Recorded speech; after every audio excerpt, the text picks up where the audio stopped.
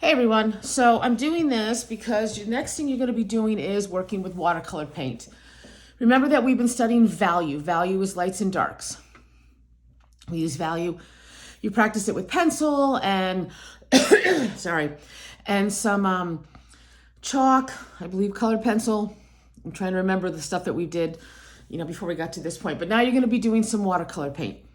Part of what we're doing in the junior year is to introduce you to all different kinds of mediums in addition to the elements, which are line, shape, color, value, texture, line, shape, color, texture, form. I feel like I'm missing one. And the principles. The principles are how you put all that stuff together. So you are going to use lines in a way that create balance. Balance is a principle, for example, and those type of things. But we also want to introduce you to a bunch of different mediums so you can get some practice using different techniques with different mediums. So the next project you're going to do in the value thing is a observation line drawing with observational painting using watercolors, focusing on value, lights and darks, but I also want you to practice how to use watercolors because people use them wrong all the time. All the time. First thing we're going to go is through the materials.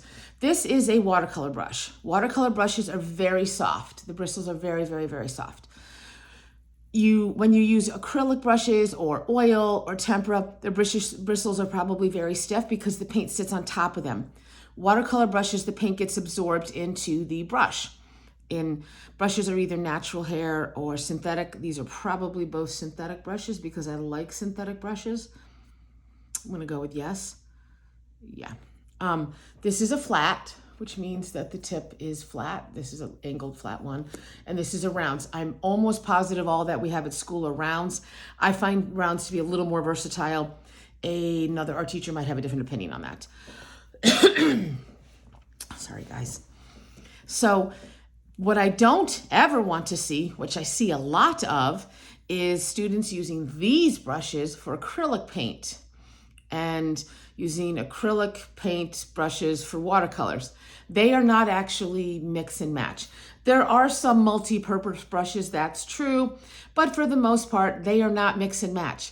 Different tools for different things. You guys are all in trade areas, there are specific tools for specific things. Brushes have specific tools.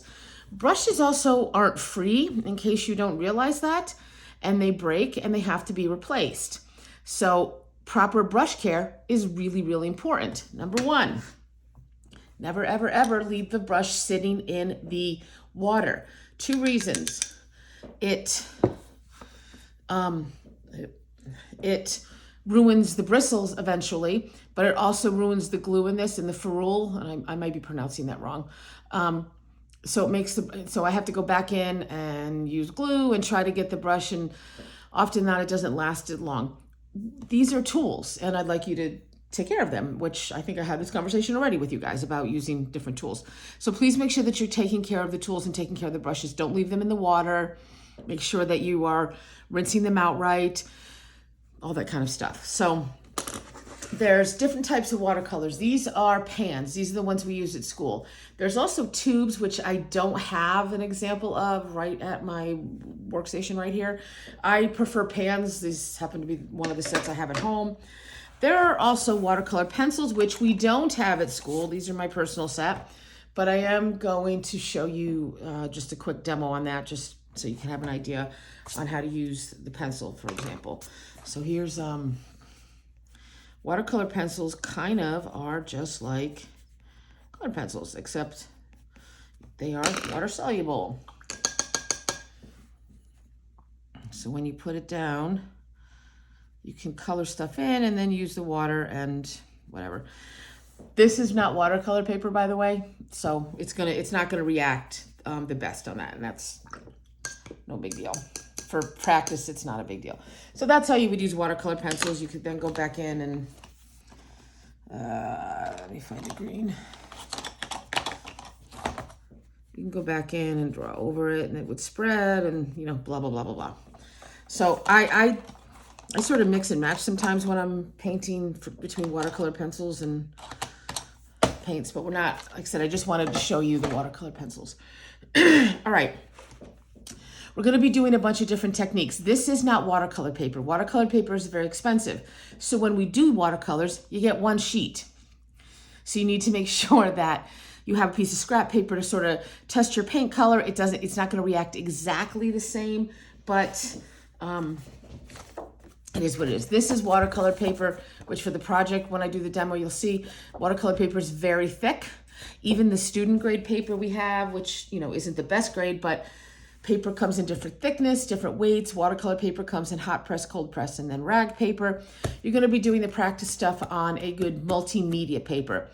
If your sketchbook is a multimedia paper, which I hope it is, you can do it in your sketchbook. In fact, I would prefer you do your practice stuff in your sketchbook. But if it's not, we'll get you a piece of paper, you know, good, decent weight drawing paper, and then you can go from there. We're going to be practicing various techniques. One of the biggest detriments to people's artwork getting better is when people tell me they're not talented and they don't know how to draw and they don't know how to do this, it's a lack of practice. That is literally all it is. You need to practice the right way in order to get better, which is why we do practice. And I completely understand. Some of you are never going to go into art. That's cool. But it never, ever hurts anything to learn how to do something and learn how to do something a little bit better. So that's why we practice. So we're going to be practicing 9 different techniques: flat wash, graded wash, blended wash, wet and wet. And I will write these down on they can be posted on your Google Classroom. Glazing, lifting color, dry brush, flooding, and line work. I'm going to be practicing a few things. This paper, even though it's multimedia and can take a decent amount of wet media on it, like I say, it didn't bleed through on the part that I already did. It's still not going to react exactly like watercolor paper. So you just need to understand that. So we're kind of just doing the best, you can. All right, so these are your pans. Pans come with, and this is sort of messy right now, I'll wipe that out. Pans come with a lid. Sometimes the lid's removable, sometimes it's not. They always come with a lid. The lid is your palette. It's where you mix your paints. You should not be taking your paint from here to the paper. You should always be mixing it in here. I'm gonna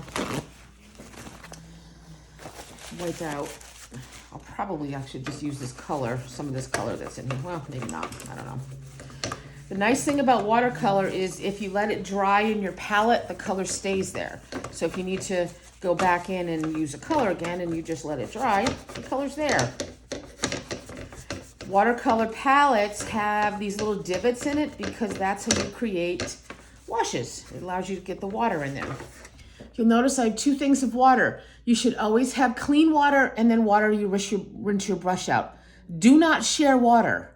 You get your own water. There should not be one water thing for a table. You need to have your own water, okay? You can have your rinse water. You can share that, but everybody should have clean water that they're creating paint colors with, okay? So when you are, notice that I also don't have like an inch of water in here. That's another thing I see students do. They put a tiny little inch of water and then wonder why their watercolor looks, yucky, because you don't have enough water. It's in the name, it's watercolor. So the first thing I'm gonna want you to do, and I am going to show you with a round brush, which I couldn't find. I am gonna use the rounds. Honestly, I tend to paint with flats, but we don't have a lot of flats at school. So actually, I'm not even sure we have any. So I'm gonna be creating first a flat wash. Good basic techniques.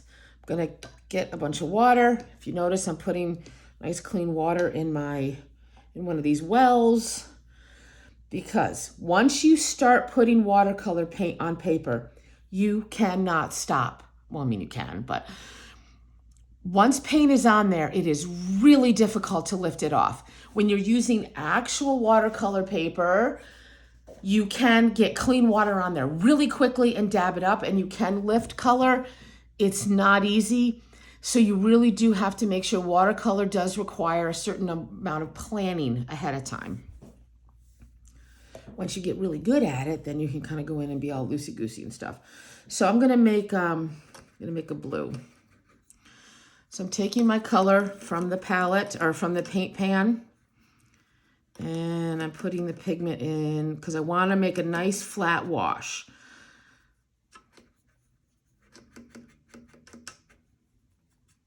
Making more color.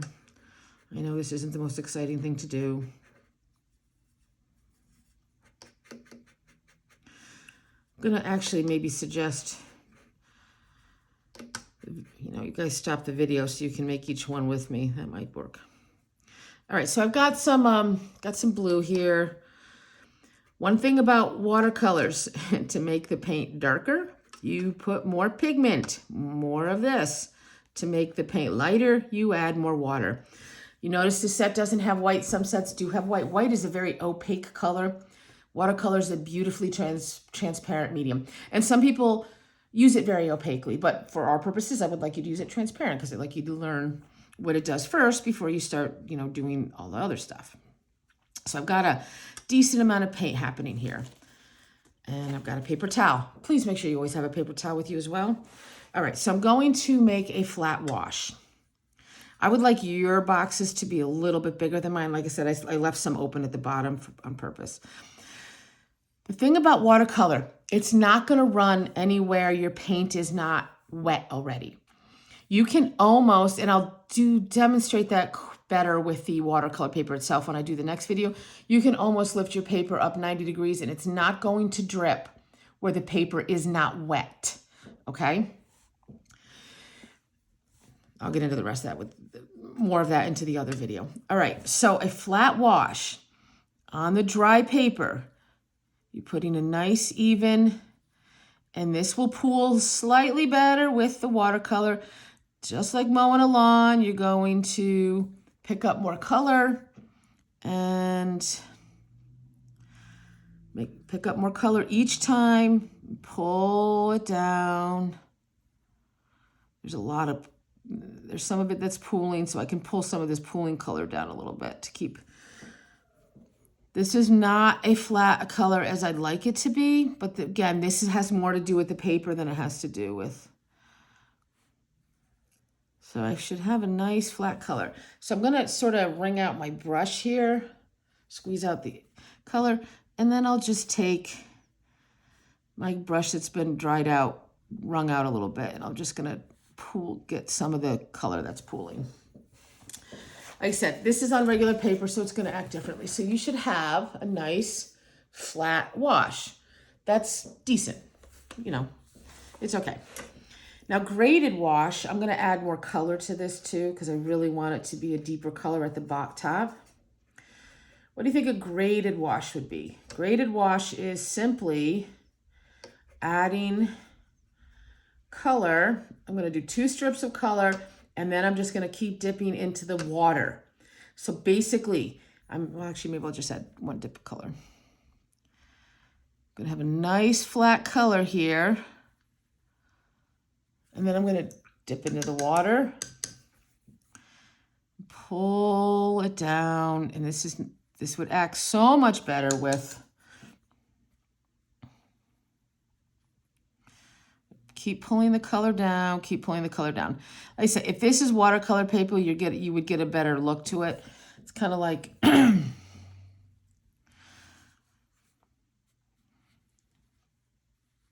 probably should have done 2 dips of, so I am pulling a little bit more. So it kind of goes from light to dark. Keeping in mind, we're working with I wrung out my brush. Now I'm just gonna pull up some of this clear water here. So now you have a graded wash. Now blended wash, I'm gonna need to have 2 colors made. Let's do, I don't know, let's do this orangey red, vermilion, I think it is. Get some water.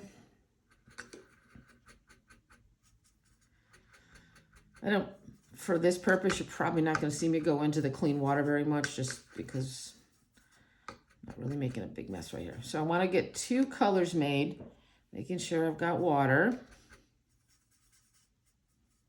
Okay. So a blended wash. So with this, I'm going to do this vertically. I'm going to put my blue one on this side. dry off my brush a little bit, grab some of the red, put a nice flat color down.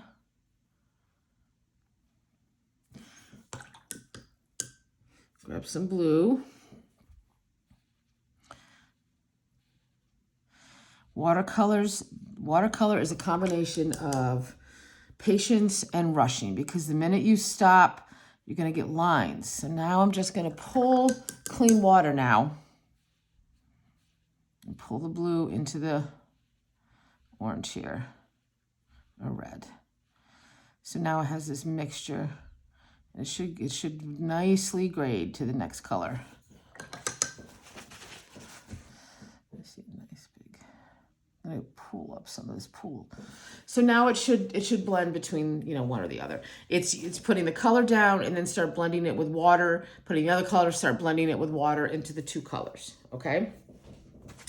All right. So wet on wet. I'm gonna skip the wet on wet. I'm gonna start with the glazing. Probably should have done that first, but it's okay. So with glazing, as I just said, when you put a line of color down on watercolor paper, once it's down, it's down. You can't change that. There's going to be a couple of videos I'm going to have you watch too, not just of me. But once it's down, it's down. All right, so I got some color. So for glazing, I'm going to add some deep color here.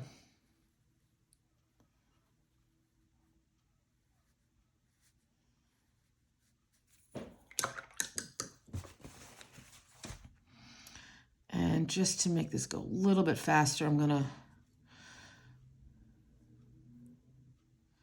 pick up some of the color. Okay. All right. I'm going to leave that aside because glazing is dry. It's painting paint on dry color.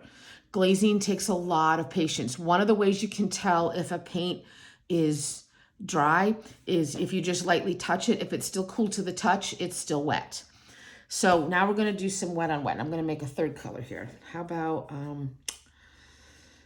this purpley thing here, magenta.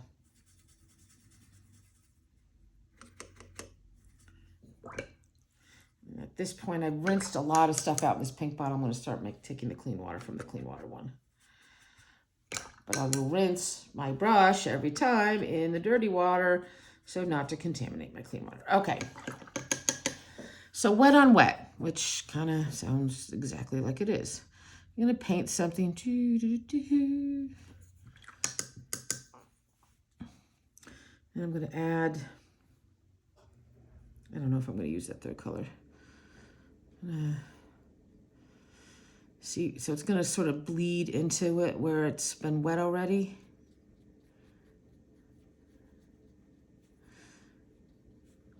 This can make some really beautiful techniques, and it also can get super messy very, very, very quickly.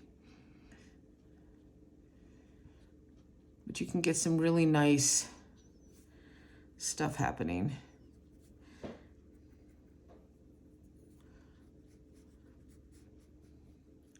I tend to not use this so much because it can get really, really messy really quick. I'm gonna wring out my brush just like, I don't know if you've noticed it, every single time I kind of go back to my paper towel and I wring out my brush, or I, you know, just wring it out a little bit. All right, so that's, you get some sort of, you can even, I'm probably gonna go back in and show you another thing while it becomes damp because it's still wet on wet. Okay, lifting color. Let's do that with, let's make this purple. Always mix in your palette. The only time you would, we'll get to that when we do line work. Picking up color. It's also a good idea. These are colors you mix with. So I'm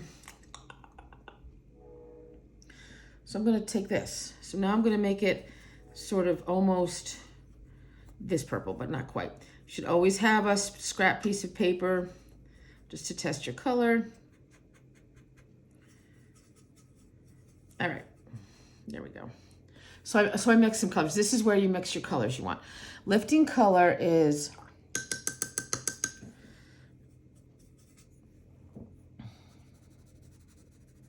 there's a couple different ways to lift color. I'm going to do it 2 ways.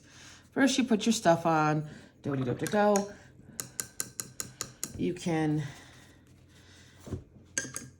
squeeze out your brush, and then I'm going to go in with a dry brush. Oop, put that in the wrong one.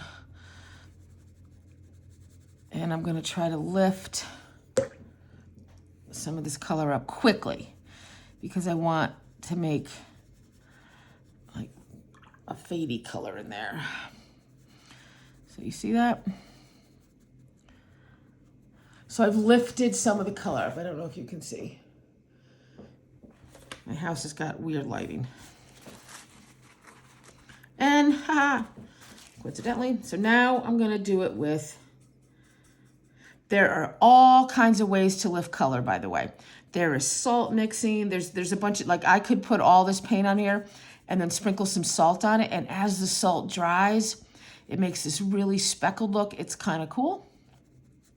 So I'm gonna put a nice, nice thick, to make a color darker, you know what you do? You let it dry and you add another layer. Let it dry, add another layer. That is key, adding layers. Painting, pastels, which we haven't gotten into, crayons, oil pastels, colored pencils, layer, layer, layer, layer, layer. It's all about layering. All right, so now I'm gonna take a little bit of my dry paper towel and I'm gonna lift, and this is really fun. You can make clouds with this and stuff like that. And you can lift with plastic wrap, actually. There's lots of different ways you can do this, okay? All right, so dry brush. All right, so now dry brush, you really want to have, a decent amount of color mixed. But you also don't want it to be really watery. You're still not taking it directly from the pan, by the way. I'm gonna make use some yellow ochre, which is one of my favorite colors to paint with. Rinse. This is yellow ochre. Love yellow ochre. I think it's a nice, that was supposed to be my clean water. Rinse in dirty water, then take it to clean water.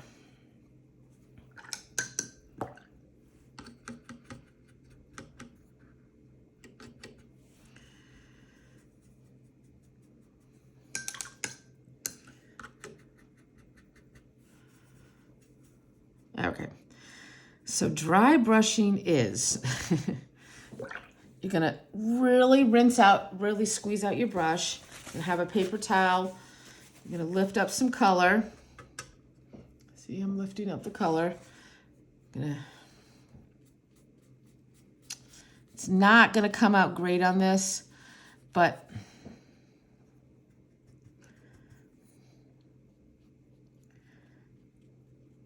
sometimes you can get that sort of scratchy look to it. So that's a dry brush technique. It's not a great, this is not the best paper for it, and these are not the best brushes for it, but that's kind of that. Now, I'm touching here, still cool to the touch. Probably I'll be able to do these two, and then I'll get back to glazing, and then talk about what glazing is. So flooding is, I'm gonna go back to this color here. I like this green. Flooding is getting a lot of color in there and then pushing water into it. It's almost like wet on wet.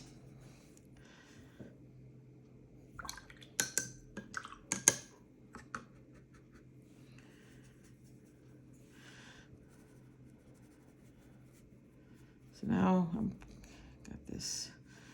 Now I'm gonna rinse my brush out, take some clean water, and then I'm just sort of flooding it in. Kind of a reverse graded wash, but you can really get some fun techniques with it. You can even flood in with a different color. So I'm letting that water just kind of sit here, and I'm gonna actually make some yellow ochre here.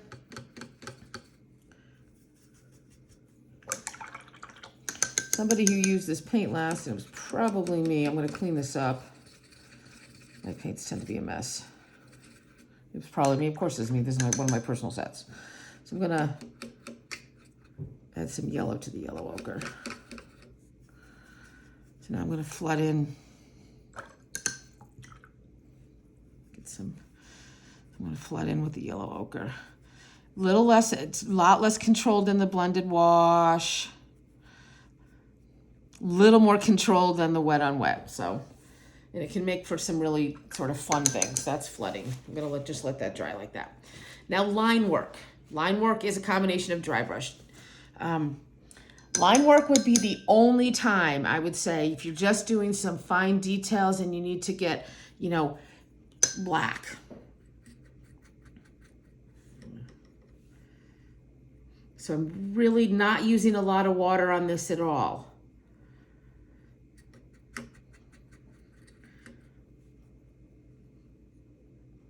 So I'm just taking a little bit of, and I'm being very delicate. This is where your pointed brushes come in nicely, the rounds. You can get very delicate lines. It's making your color fairly thick, not a lot of water to it. You can get some really nice detail work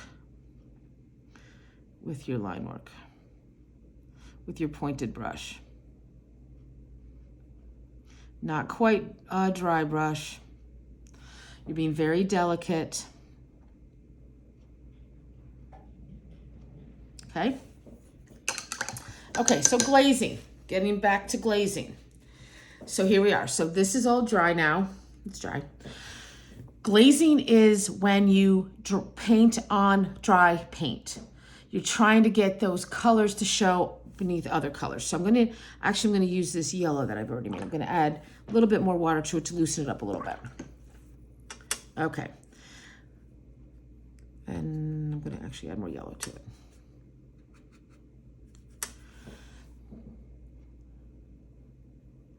So I want those colors to show underneath. Glazing is done for,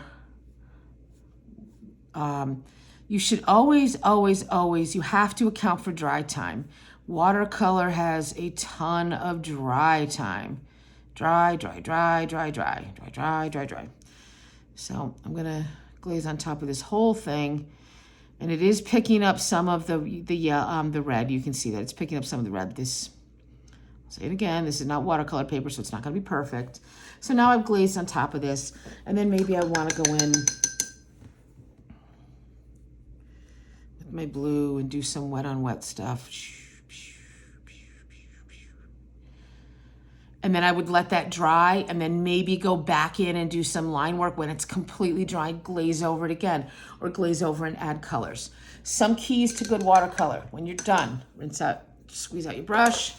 Don't leave the brushes in the water ever. Clean out your palette when you're done. It really takes some patience. You've got to mix enough color. Biggest mistake I see students make, not mixing enough color, particularly when they're doing washes. Or let's say you're gonna be doing trees, you're doing a landscape, and you got 4 or 5 greens mixed, because trees are not one color of green, by the way. So you've got all these different green mixed, so you can really show how light is hitting the tree, except you didn't make enough. So now you can only do half your tree. So now you have to go back in and make some more color. Meanwhile, your stuff has started to dry, so now you're getting these weird lines that are happening in your watercolor. So you don't wanna do that. You need to mix enough color. You also need to make sure all your tools are there. You wanna have a water that you're rinsing your brush out, and then a water that you're using for mixing, which, occasionally I did mix that up, but you should not be sharing your clean water with anybody. You should have enough water. You should have always a paper towel ready with you to, clean out your brush, or if you want to lift some color up. You also want to make sure that you're not leaving your brushes in there. You also need to account for dry time. There's a lot of watercolor that's hurry up and wait. Like, I've got to get this wash done before the paper dries, and then I just need to wait. I'm going to do this glazing. Now I just need to wait. So there's a lot, like I've done this flood thing, so now I'm going to go back in and do some details, because this is going to be trees or whatever. Now I just need to wait. There is a lot of waiting in watercolor. So the first thing I'm going to have you do before we start doing the rocks, I'm going to do a demo of the rocks too, is I want you to do these particular techniques. I'm going to show you, I'm going to post Also a video on some common mistakes, a couple of short-ish videos, I don't know, 7, 8, 9 minutes, just on some common mistakes that students make. But first I want you to do this. The biggest, aside from not having enough watercolor paint, aside from not practicing the techniques as you do, I can 100% tell when a student has taken paint directly from the pan and gone to the palette. It's really easy to tell because it doesn't look like watercolors. It looks like, you know, little kid watercolors, which you're not little kids anymore. So you really want to practice.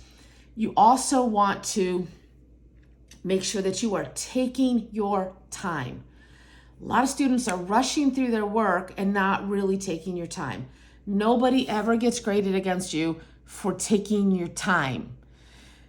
It's okay to overwork something. If you overwork it, that's okay, because then at least shows us that, you know, you were tempted to do something and then it didn't go as well as planned, and that's okay.